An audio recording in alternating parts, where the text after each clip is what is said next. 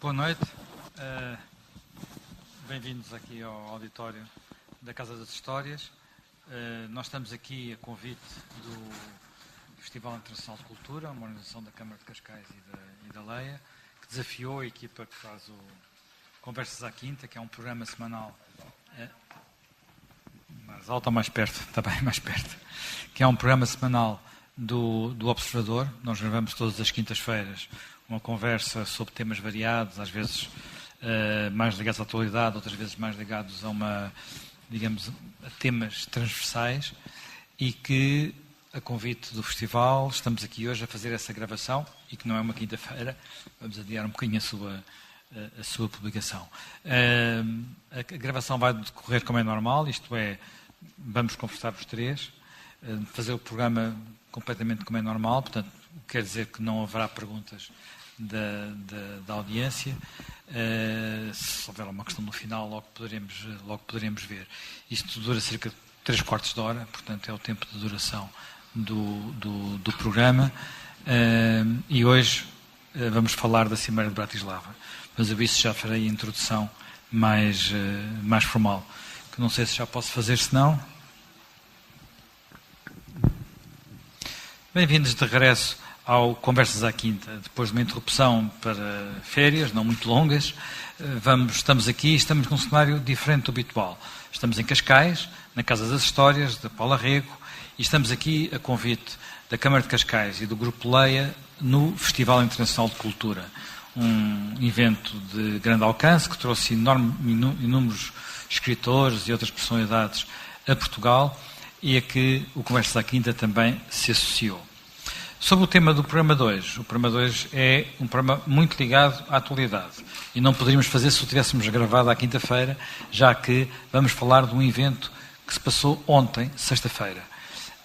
Estou a falar da Cimeira de Bratislava. Os líderes europeus reuniram-se na capital da Eslováquia, junto ao Danúbio, num velho castelo, para procurar começar a discutir o que vai ser a União Europeia depois da saída do Reino Unido. Pela primeira vez em 43 anos, o Reino Unido não esteve presente nesta cimeira, o que é de alguma forma natural, já que era isso que se devia discutir, mas na prática discutiu-se mais segurança, os problemas das fronteiras europeias, os problemas da imigração, os problemas que estão a dividir a Europa, e que são muitos. Portanto, é talvez por aí que vamos começar a falar daquilo que foi a grande divisão da Europa, antes, e que está muito para além do próprio Brexit. Na semana anterior à Cimeira de Bratislava, houve em Atenas uma Cimeira dos Países do Sul, que reuniu Portugal, enfim, foi convocada a convite de Alexis Tsipras, do primeiro-ministro grego. Estiveram lá a Itália, a França, esteve Portugal, esteve Chipre, esteve Malta, não esteve a Espanha, porque está sem governo e talvez também porque não tivesse muita vontade de ir. Jaime Gama, nós neste momento temos uma Europa que faz cimeiras de uma forma separadas. Houve a Cimeira de Atenas, tinha também já havido o chamado Grupo de Visogrado, que junta um conjunto de países do leste da Europa, e de alguma forma a Europa chegou a Bratislava num grau, com um problema existencial, como aliás disse o Presidente Juncker, mas também com problemas de grandes divergências, grandes diferenças sobre aquilo que pode ser o futuro. Diferenças entre o que pensa o sul da Europa e o que pensa o norte da Europa, diferenças entre o que pensam os países mais a ocidente e o que pensam os países mais a leste. As conclusões finais não foram de grandes saltos em frente, pois não? Não, a Cimeira, do ponto de vista das conclusões, tinha gerado uma expectativa muito grande, expectativa essa que tinha sido alimentada também por um chamado debate do Estado da União no Parlamento Europeu, com a intervenção do Presidente da Comissão, mas esta Cimeira de Bratislava foi prudente, foi muito sucinta, foi lacónica e praticamente procurou apontar um caminho para mais realizações. Ora, quando se procede desta maneira é porque há coisas que ainda não podem ser anunciadas e seguramente estão a ser trabalhadas. Houve a ideia de anunciar numa próxima cimeira, um pacote mais consistente sobre economia, numa outra, até ao final do ano, outro pacote mais consistente sobre segurança e defesa, e investir muito no aniversário do Tratado de Roma, no próximo ano, em março, quando a União Europeia fará 60 anos, para então aí serem tomadas medidas mais decisivas, mais relevantes. É óbvio que esta agenda restritiva tem muito a ver não só com os efeitos ainda mal medidos, quer na União, quer no Reino Unido, do anúncio da saída de Inglaterra, e por outro lado também tem a ver com a circunstância de a Europa estar na contingência de passar por um circuito eleitoral de que as eleições mais importantes vão ser no próximo ano as eleições francesas e as eleições alemãs. E depois, em 2018, as eleições para o Parlamento Europeu. Mas ainda temos, antes disso, alguns problemas, porque temos o referendo na Itália, temos as eleições na Áustria. E o referendo na Hungria. E isso significa que a perturbação da agenda europeia vai estar em cima da mesa com esses ciclos políticos nacionais. Há anos atrás, estas mini-cimeiras regionais seriam inimagináveis, porque isso significaria uma espécie de ruptura na coesão europeia. Os países do Sul não reuniam enquanto grupos de pressão da União Europeia. Os países da Europa Central, que também não faziam parte da União, pois esses não reuniam porque não estavam na União Europeia, mas também países. Quem reunia? Reunia o Benelux, mas o Benelux tinha uma existência própria, tinha uma existência muito ligada à própria fundação de União Europeia e não fazia dessas reuniões mais do que uma mera coordenação, até ao momento em que, por disputas quanto aos votos dentro da União Europeia entre a Bélgica e a Holanda, o Benelux implodiu. Porque até aí havia uma paridade politicamente arbitrada, mas a partir de um determinado momento a Holanda, que tem mais população, resolveu descolar e reivindicar uma posição própria mais em consonância com o número dos seus habitantes. Mas, na verdade, hoje, se virmos, essas divisões perpassam um pouco. A chamada Frente do Sul é também muito impulsionada pela França. É uma frente do Sul, digamos, arbitrada pela França. Porque a França, sem a Inglaterra no Reino Unido... Ou uma França que está neste momento a viver um ciclo eleitoral e, de alguma forma, o Presidente Hollande quer dar uma imagem, recuperar alguma popularidade que não tem. E influência política no exterior, porque considera que a Alemanha tem uma real consonância em termos de posições com a Holanda, com a Dinamarca, com a Finlândia e com a Suécia.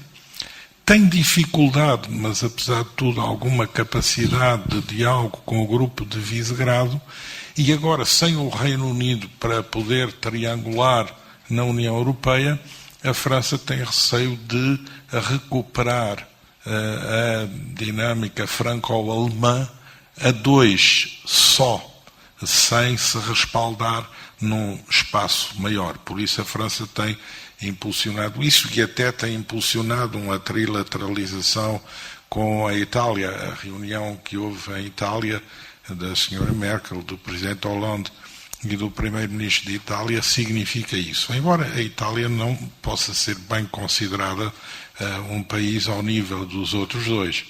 E com isso também irrita particularmente a Espanha, que tem aspirações, não for à crise política e a alguns problemas em relação ao progresso da sua economia, tem objetivos de vir a igualar ou mesmo a suplantar a posição relativa da Itália. Portanto, esta cooptação da Itália também não foi bem vista por Espanha e, como diz o Zé Manuel Fernandes, Espanha não vai à reunião do Sul porque tem sempre a pretensão de não se considerar um país do Sul, mas um interlocutor dos grandes e, consequentemente, estar nesse tipo de arrumação é algo que vê sempre com grande incomodidade.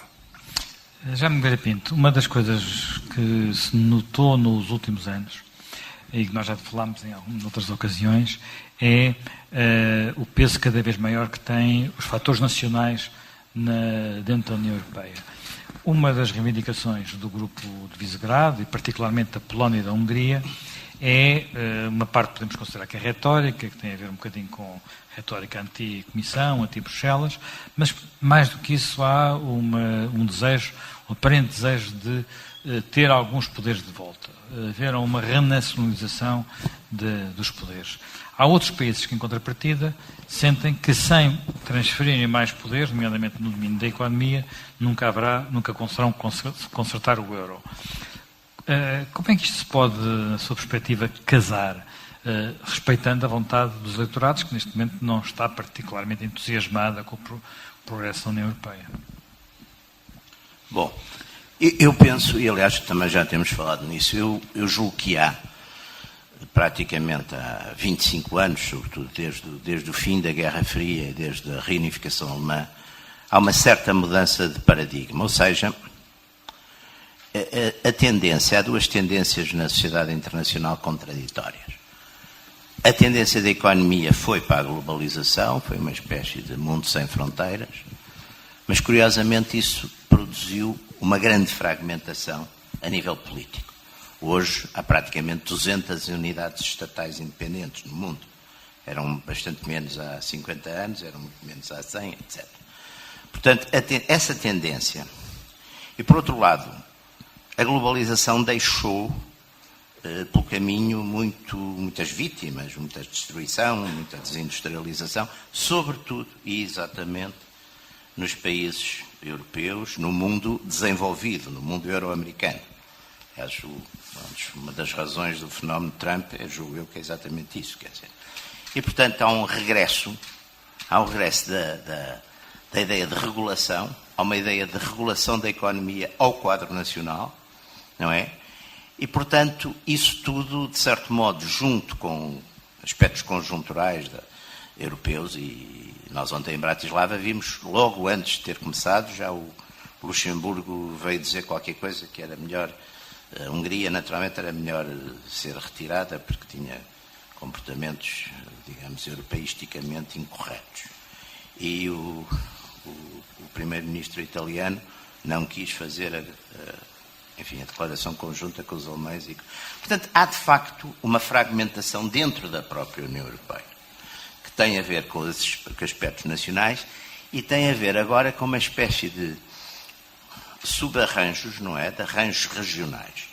E estávamos já aqui a falar nesses dois pontos. Há de facto duas fraturas importantes na Europa, uma é norte-sul, que é um bocadinho à volta do euro e é um bocado à volta daquilo que, enfim, os próprios países do norte, e com a Alemanha à frente, consideraram os não cumpridores do sul, não é? Portanto, seriam os maus rapazes deste arranjo. E depois é a quebra leste-oeste, porque, de facto, o leste, eu julgo por razões históricas, os países de leste, as Polónias, as Hungrias, etc., que tiveram muitos anos, ou muitas décadas, subordinados a impérios, e estão, por uma vez, desde o fim da União Soviética e da Guerra Fria, retomaram, de certo modo, a sua independência. Há coisas que eles não querem, quer dizer, são muito hostis a receber elementos oriundos de outras áreas, de outras culturas. Portanto, há aqui uma conjuntura de fatores económicos, políticos. Esse ponto parece-me importante. Acha que essa resistência que nós notamos nos países de leste a receber imigrantes, no fundo é isso que estamos a falar, tem a ver com o facto de muitos desses países terem sido durante muitos anos países que faziam parte de impérios e, portanto, cuja até a homogeneidade étnica fez parte da necessidade... Impérios é possível, por definição, enfim, os impérios juntam etnias diferentes. Pronto, nos impérios é possível, mas depois na separação dos impérios houve uma espécie de rearrumação das nações com algumas limpezas étnicas pelo meio, enfim, sim. a Primeira, a Segunda Guerra Mundial, todos sabemos, e até já depois disso, e portanto esses países procuraram uma certa homogeneidade na sua composição étnica. É isso, ou é o facto também, que é um pouco diferente, que é, enquanto todos os países do Ocidente Europeu, durante os anos gloriosos, cresceram muito e, portanto, precisaram de imigrantes, acolheram-nos por causa disso, porque eles também, antes também eram muito homogéneos etnicamente, não é? Boa parte deles. A França tinha a imigração polaca e italiana desde o princípio do século. Sim, é verdade, mas havia, apesar de tudo, mais... A Alemanha não tinha tanto. E eram cristãos todos, é verdade. Esses países não receberam isso, não tiveram nada desse género. Primeiro porque não tinham riqueza suficiente para isso, no tempo do Bloco de Leste. Que fatores é que acha que podem pesar mais em posições como, por exemplo, a polaca, a húngara, a própria eslovaca, a própria República Checa? Também há um fator aqui há um fator nacionalista forte, quer dizer, independentemente dos conteúdos, quer dizer, há um regresso da nação, aliás, o Emmanuel Todd põe isso bastante bem. Há um regresso da nação como unidade, não só como unidade, enfim, identitária e étnico-cultural, mas até como enquadramento económico. Quer dizer, a globalização, as pessoas assustam-se um bocado e penso que até hoje estão decididas a uma coisa. Estão decididas a uma coisa que é pagar mais caro. Que isso foi, eu acho que a economia também tem um conteúdo, um enquadramento cultural muito forte. As pessoas estão naturalmente, hoje em dia, dispostas a pagar mais caro certos produtos e até, por exemplo, as fábricas que os fazem na sua terra, quer dizer, não perder esses empregos. Eu acho que isso também é um ponto. Nós deixamos a economia à solta demais, quer dizer, talvez por reação ao enquadramento que a economia teve durante todo o período soviético e durante, uma grande parte do mundo esteve nesse enquadramento socialista bastante, sem grandes resultados. Depois caiu-se numa medida completamente de uma confiança, extrema nos mercados e na sabedoria dos mercados e na sabedoria na mão invisível, e tudo isso é capaz de não ser assim tão certo como isso. E, portanto, agora há uma fortíssima reação e eu julgo que esse fator, a nação, o Estado nacional, nos casos não é nacional, é plurinacional, nos casos nem sequer há nação nenhuma, mas voltou a ser encarado como talvez com uma defesa, é uma coisa que está mais próxima, quer dizer, as pessoas no fundo preferem ser governadas até por pessoas que eles não gostam muito, mas que são da nacionalidade deles, do que umas criaturas que estão em Bruxelas, também não são muito gostáveis e nem sequer são da mesma nacionalidade. Eu julgo que isso também é um teste interessante. Jaime Gama, tem havido algumas pessoas, por exemplo, uma delas até esteve aqui neste festival, o Sidorsky, que era o biógrafo do Keynes, que tem defendido que é necessário, mais tarde ou mais cedo, mexer nos tratados e encontrar, no mínimo, uma geometria variável, portanto, graus de integração diferentes, capacidade de andar a velocidades diferentes. Isso foi um tabu absoluto em Bratislava, quer dizer, é um susto para países como a Alemanha, para a Sra. Merkel, por exemplo. Nós estamos numa situação em que parecemos um bocado prisioneiros. Por um lado, não se pode mexer nos tratados, porque há a percepção de que no momento em que se mexe nos tratados, vai acabar por haver uns referendos, esses referendos podem estragar tudo. E depois encontrar um equilíbrio nos tratados, os últimos já foram muito difíceis. Mas se não mexemos nos tratados, será que conseguimos que conseguimos encontrar os tais ritmos diferentes que aparentemente são impossíveis? É talvez a solução mais sensata para a integração europeia. Bom, depois do que se está a passar com a Inglaterra, eu penso que há mais sensibilidade e mais cautela em relação ao chamado ritmo e orientação da integração, sobretudo no plano político. E há também a consciência de que, tal como as coisas se encontram, desfazê-las acarretaria um risco ainda maior.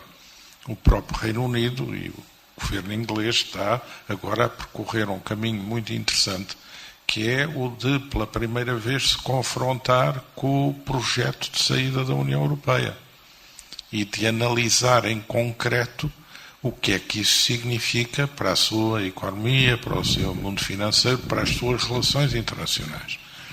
E há uma grande interrogação. Se é certo que o partido UKIP praticamente terminou, está num estado de composição, porque grande parte dos seus dirigentes está a retomar as opções políticas antecedentes, e o partido considera que com o resultado do referendo esgotou a sua missão. A verdade é que o governo, e em especial os ministros do governo inglês que estão a preparar a saída, e que são 3, todos eles a favor da saída, estão a deparar com grande dificuldade da organização da máquina, da organização dos dossiês, de definição das estratégias particulares e até dificuldade em explicar como se vai desenvolver todo esse cenário. Mas eles estão a trabalhar. Que vão ser dados. Eles estão a trabalhar. A Europa parece não estar ainda sequer a trabalhar. Eles estão a trabalhar, mas têm uma enorme dificuldade em explicar o que estão a fazer. E isso também, numa democracia como é a democracia inglesa, lança uma enorme perplexidade. O que é que vai acontecer à economia inglesa se sair do mercado único?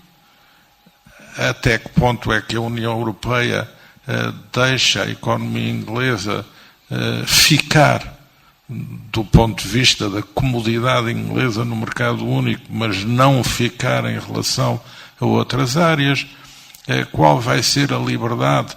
Por exemplo, o Japão está muito preocupado em saber qual vai ser, depois de ter decidido que a Inglaterra era o centro das operações das empresas japonesas para a Europa, está muito interessado em saber como é que vai poder continuar a recrutar funcionários em toda a Europa, se as suas empresas baseadas em Londres vão ter acesso aos mercados financeiros europeus, se a Inglaterra vai sair ou não da Europol. Ou seja, há um vasto conjunto de dossiês que só agora começa a vir ao terreno e que é extremamente complexo.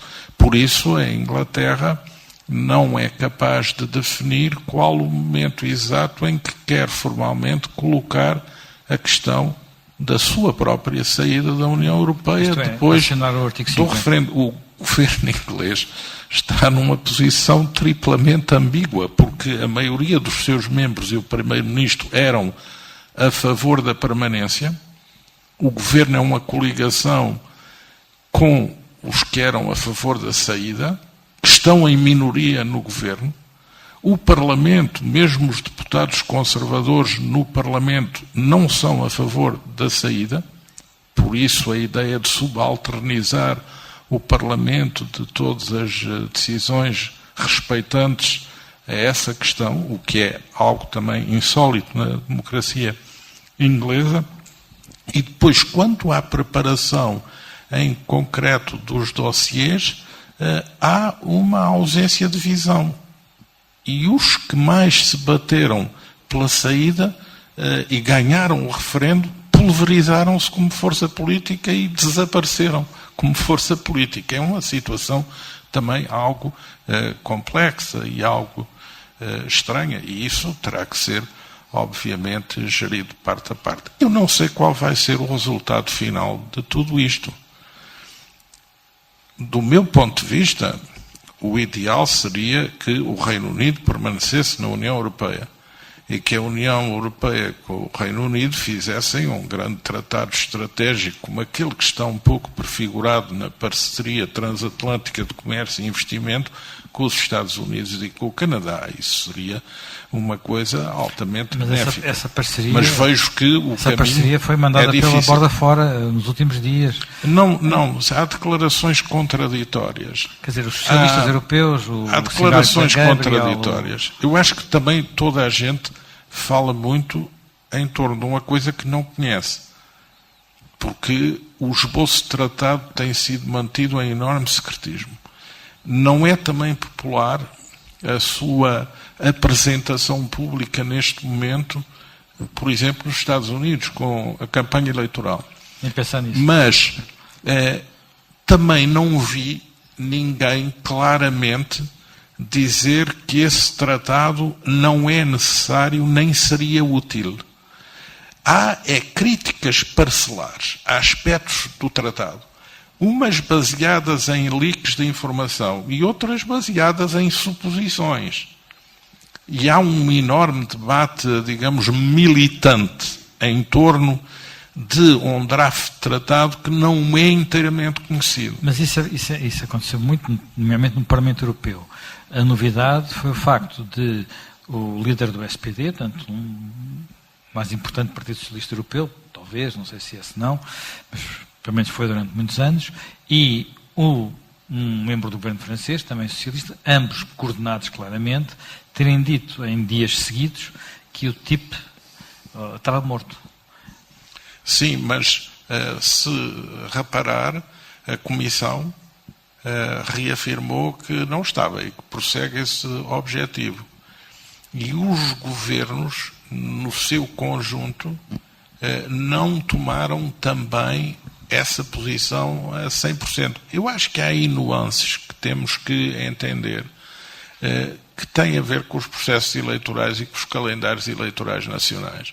A posição do governo francês é uma, que tem a ver com o calendário nacional, e a posição do SPD também tem a ver com o calendário eleitoral alemão e com a necessidade para o SPD, que tem sofrido um processo de declínio na vida política alemã, porventura procurar recuperar algumas bandeiras, alguns objetivos, através de uma retórica diferente. Mas não sei qual é a posição substantiva em relação a isso. Já Nogueira Pinto, uma das coisas que está a acontecer nas várias eleições que vai havendo, nas sondagens, é uma espécie de pulverização do espaço político dentro de cada nação, chamemos-lhe assim. Bem, temos aqui ao lado a situação de Espanha, que vai a caminho da terceira eleição sem conseguir arranjar governo. Muito provavelmente na Alemanha vamos ter pela primeira vez 6 partidos num Parlamento onde durante muitos anos aquilo era governado com 3. E os 2 principais partidos tinham 80% a 85% da votação, talvez não cheguem agora aos 50%. Em França a situação é ligeiramente diferente, mas também não muda muito em relação a isso. Isso pode acontecer, de facto, a implosão do UKIP no Reino Unido. Também não se sabe bem o que possa resultar, por exemplo, de uma aparente possível implosão também do Labour, que está em grandes dificuldades e com o redesenho dos distritos eleitorais e com a perda da influência na Escócia, também abrir caminho a uma representação de mais partidos e a maior dificuldade em formar maiorias. Portanto, estamos a assistir a uma espécie de revolta das democracias contra a democracia europeia. Eu acho que há um fenómeno aqui, há vários fenómenos conjuntos. Há, do lado puramente partidário, há o aparecimento de novas forças, quer à esquerda, quer à direita, ou seja, durante muitos anos a Europa viveu, digamos, em variantes de uma espécie de centrão, um bocadinho mais para a direita, um bocadinho mais para a esquerda, mas mais ou menos nas coisas importantes, mais ou menos de acordo. Havia um discurso, enfim, politicamente correto ou sociologicamente correto e, portanto, era europeísta, era otimista quanto ao futuro, acreditava que, enfim, tudo ia e cada vez iria ser melhor. Ora, eu julgo que, por um lado, esse discurso começa ou deixou de corresponder à realidade, não só por questões económicas, mas porque, exatamente, problemas como estas migrações bruscas, o terrorismo, tudo isso veio destruir um bocadinho esse mundo idílico, mais ou menos kantiano, que a seguir ao fim da Guerra Fria praticamente se afirmou que agora nunca mais íamos ter guerras nenhumas, que isto ia ser tudo uma coisa ideal, podíamos governar por uma espécie de direito universal que seria redigido com cada vez mais direitos, cada vez mais... Portanto, um mundo relativamente utópico e muito desligado não só da condição humana como da própria condição das comunidades políticas.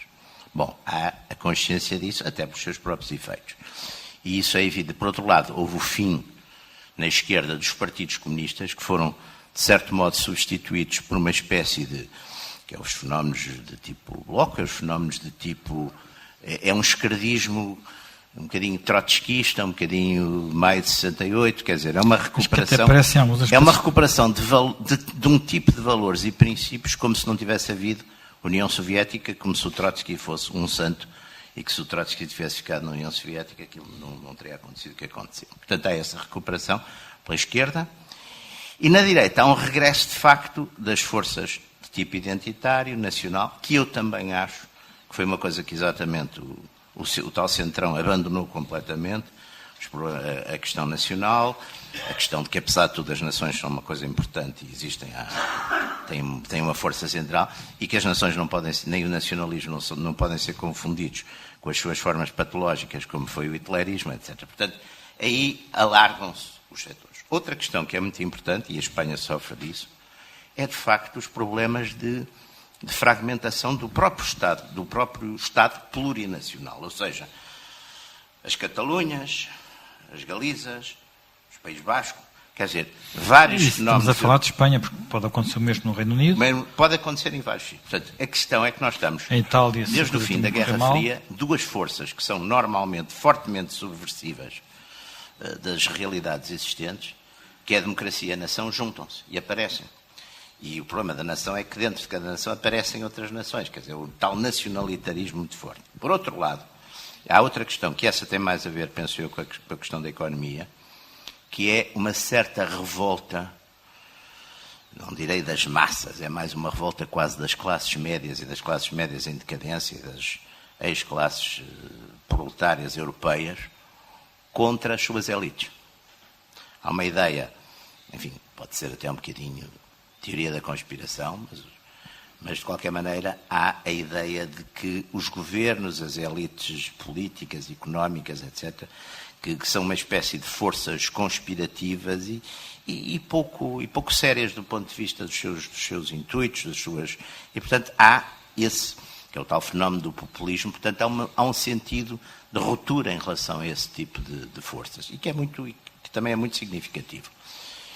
E tudo isso, junto com, de facto, problemas de ordem já propriamente mais económico, a questão da desindustrialização, que eu acho que é importante numa série de países europeus, e é fundamental nos Estados Unidos, para perceber os fenómenos, porque não é só o fenómeno Trump, é o fenómeno também Sanders, quer dizer, há uma fortíssima... Havia certos dogmas, por exemplo, no Partido Republicano, desde Reagan, pelo menos, era um partido que defendia o comércio livre, quer dizer, tudo isso neste momento é posto em causa. Sim, o próprio Partido Democrata tem uma plataforma anti-comércio livre mais forte do que teve até hoje. Exatamente. Portanto, tudo isso, e eu acho, curiosamente, e para acabar esta observação, acho que é importante o seguinte, nós muitas vezes olhamos como exceções, começamos a dizer, mas há tanta exceção à regra, naturalmente a regra já não é a mesma. Eu acho que é isso, nós estamos numa mudança de paradigma. Mudança de paradigma em relação àquilo que foi o paradigma pós-Segunda Guerra e àquilo que foi o paradigma, sobretudo acentuado pelo fim da Guerra Fria. Acho que estamos a voltar exatamente a um tempo em que se tem que contar com valores comunitários importantes, tipo nação e outros, que vai haver um grande ceticismo em relação às construções plurinacionais, que vai haver mesmo a nível, o caso europeu é o caso, vai haver reagrupamentos, digamos, nacionais e de Estados em função de determinadas afinidades e determinados... E vai haver, sobretudo, uma coisa que há nas áreas mais patológicas, que é, por exemplo, no Médio Oriente, que é uma geometria variável de alianças e de inimizades. Ou seja, aquilo que hoje em dia se dá no Médio Oriente, que é... Nós temos, por exemplo, o caso dos turcos, não é? Que, por um lado, estão a combater os curdos esses que estão a combater o ISIS e os turcos também estão a combater o ISIS. Ou seja, vamos voltar a ter situações desse tipo, para que eu acho que a maior parte, enfim, das nossas mentalidades não está muito preparada, mas é bom que se prepare. Eu acho que o tema da segurança, de facto, é um tema que nos vai ocupar muito e talvez tenha sido um dos pontos onde houve algum progresso em Bratislava. Algum progresso, quer dizer, alguma evolução. Houve a indicação de que pode haver uma espécie de comando europeu paralelo ao comando da NATO. Algo que no tempo da presença do Reino Unido era impensável. Londres sempre se opôs a tal cenário. Acha que essa é uma solução possível, um caminho possível? Quer dizer, nós vemos, sobretudo a França a pedir, porque a França está envolvida em várias frentes, está no Mali, está na Síria também. O Reino Unido é quem tem, apesar de tudo, mais capacidade operacional para além da França. A Alemanha é um anão Não quer gastar dinheiro. Não quer gastar dinheiro e não quer, enfim, e se gastasse dinheiro nós ficámos aflitos, se calhar também. Portanto, o que é que pode acontecer neste domínio? Acho que a NATO vê com bons olhos isto? A NATO ainda é o sítio certo para fazer as coisas?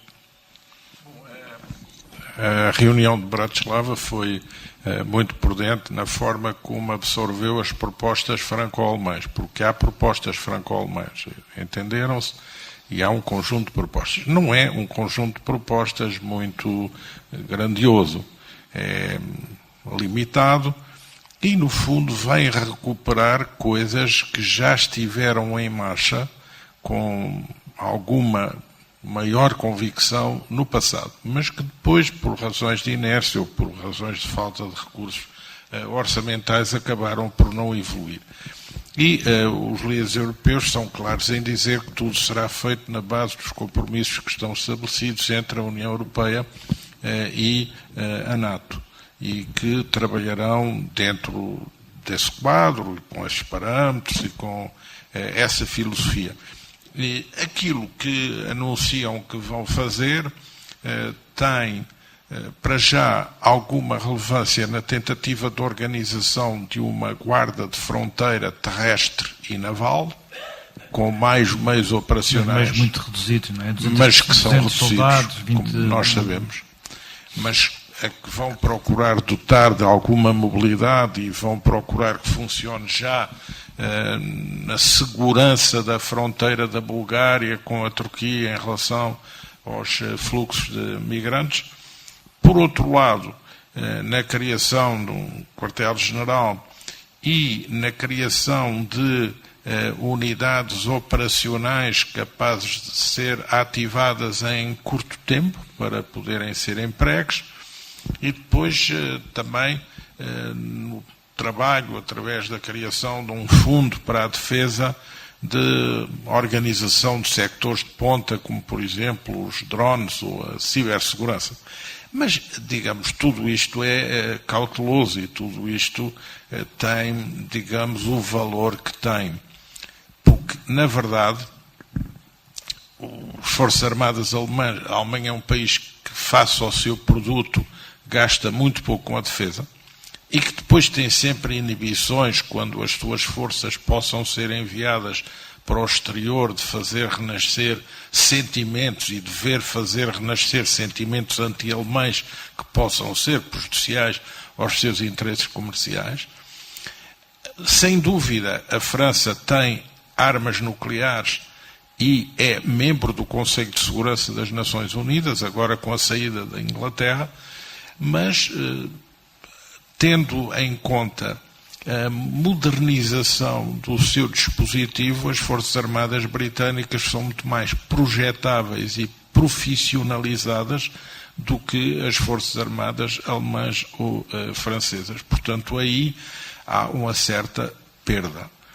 Já conhecemos na história, tudo teve o seu início na famosa Brigada Franco-Alemã e depois no Exército Europeu, mas tudo isso não passou mais de uma demonstração de vontade política do que de uma afirmação real de ser capaz de usar o instrumento militar como um verdadeiro instrumento de poder externo. As inibições aí vão permanecer e há um conjunto de outros países europeus, por exemplo, os nórdicos, a Áustria, que tem reflexos muito não intervenção ou de intervenção apenas mediada pelas Nações Unidas, e há outros que, embora querendo também, com as situações que vivem nos seus quadros orçamentais, não têm recursos para se envolver em coisas de grande dimensão. Portanto, essa área corresponde um pouco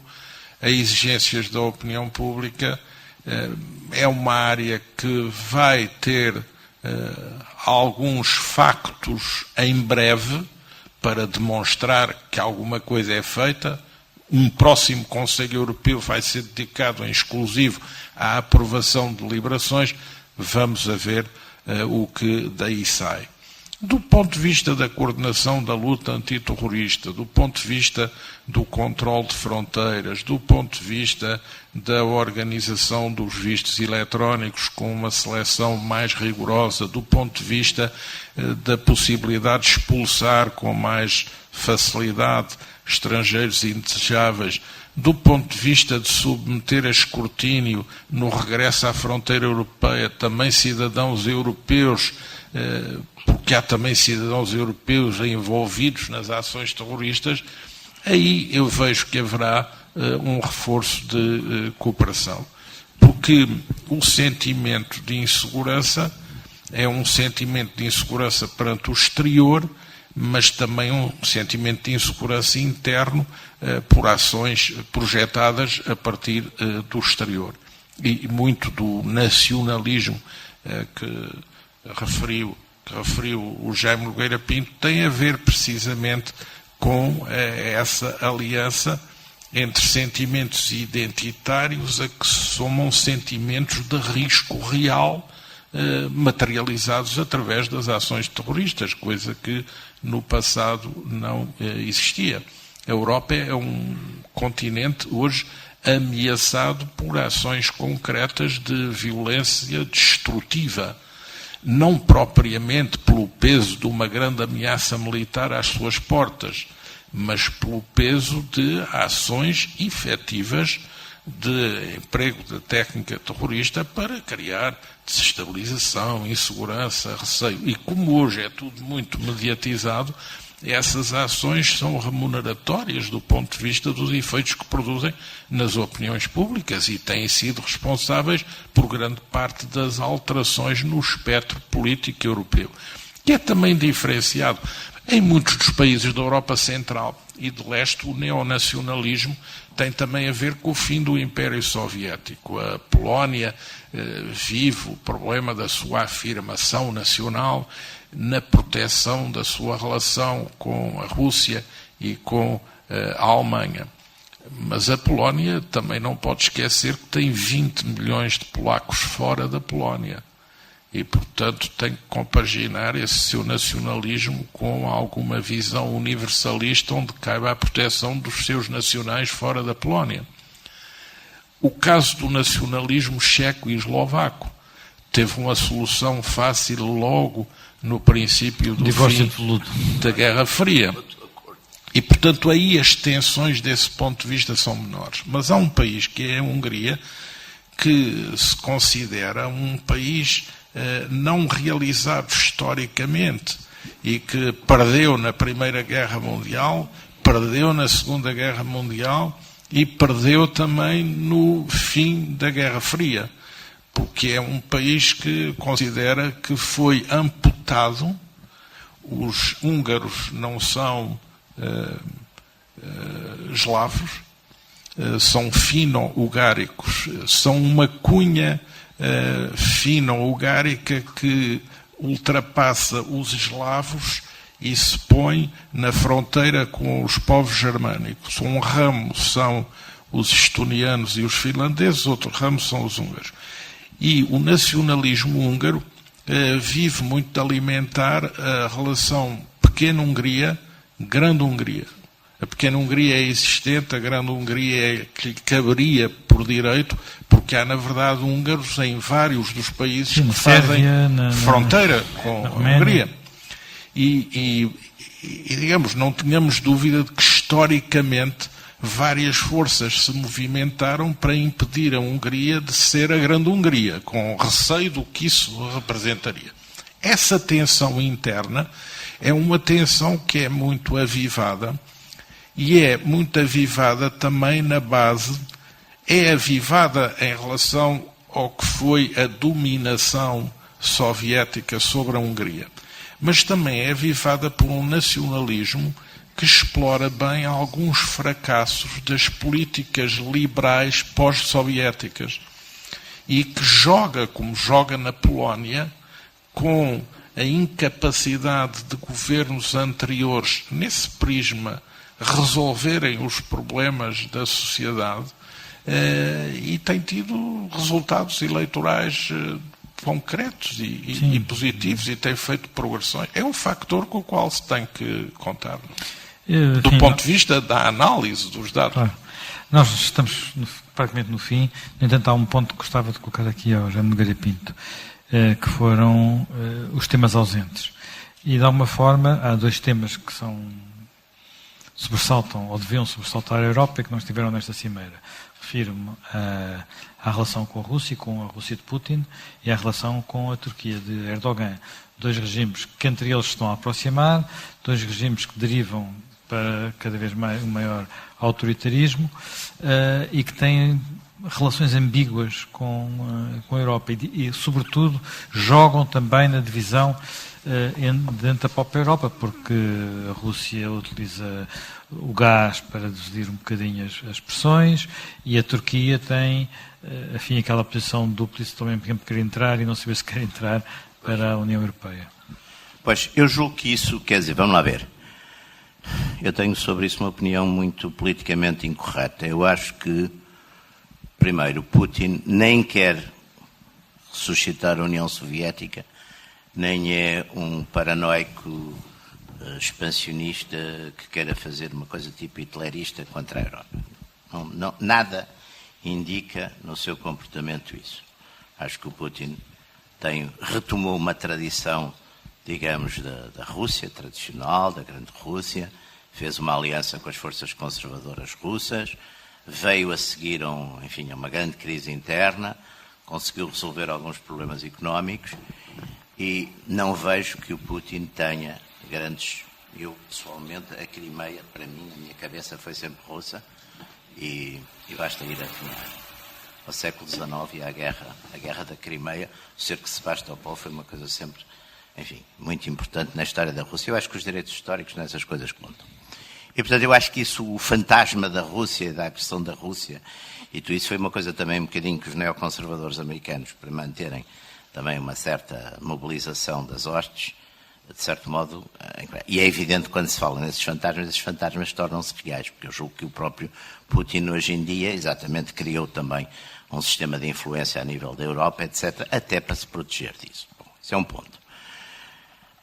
E eu não sei se a Rússia, exatamente, a Rússia que teve praticamente 30 anos de monarquia constitucional, se teve, e que passou, portanto, diretamente quase de um regime praticamente feudal para o comunismo, se tem, digamos, essas infraestruturas para poder ter, de facto, regimes parecidos com os que estão para cá do Ocidente. Aliás, a Rússia, os políticos russos que tentaram, de certo modo, criar um Estado constitucional, como o Stolypin, e modernizar foram mortos normalmente. O czar que libertou os sérvios foi morto logo a seguir pelos anarquistas. Portanto, a Rússia não é assim muito, não recompensa muito os espíritos liberais. A Turquia, eu acho que a Turquia é um fenómeno também semelhante, quer dizer, e portanto, esses Estados vão ter, pela sua própria composição, vão ter sempre uma margem de governos autoritários. A questão que nós temos que ver na Europa é se, para nós, é muito importante exportarmos algumas das nossas instituições ou alguns dos nossos modelos, ou se é preferível ter, enfim, como eu creio que é o que vai acontecer no mundo próximo, é irmos outra vez para relações de realpolitik, em que não vale muito a pena. Com certeza que devemos, acho eu, que devemos procurar sempre que os Estados, apesar de tudo, tenham, enfim, respeito por um determinado núcleo de direitos humanos, etc. Mas tentar fazer, como tentaram fazer alguns, os norte-americanos, sobretudo no fim da Guerra Fria, fazer uma espécie de exportação maciça e até armada, em alguns casos, dos modelos ocidentais, tal internacionalismo liberal, para áreas que não tinham e que não têm as condições necessárias para isso, não só, enfim, acaba por vir ter connosco na forma de terrorismo, na forma de uma série de, enfim, de descontrolos, como penso que não é maneira e não é uma forma de real de conviver com o mundo que está aí a chegar ou que já chegou. Bem, nós prolongamos um bocadinho mais este programa do que é habitual. Estaremos de regresso, não direi para a semana, porque ainda esta semana, com um novo Conversas à Quinta. Bem, agradeço, não sei se de alguma forma a nossa conversa correspondeu à vossa expectativa.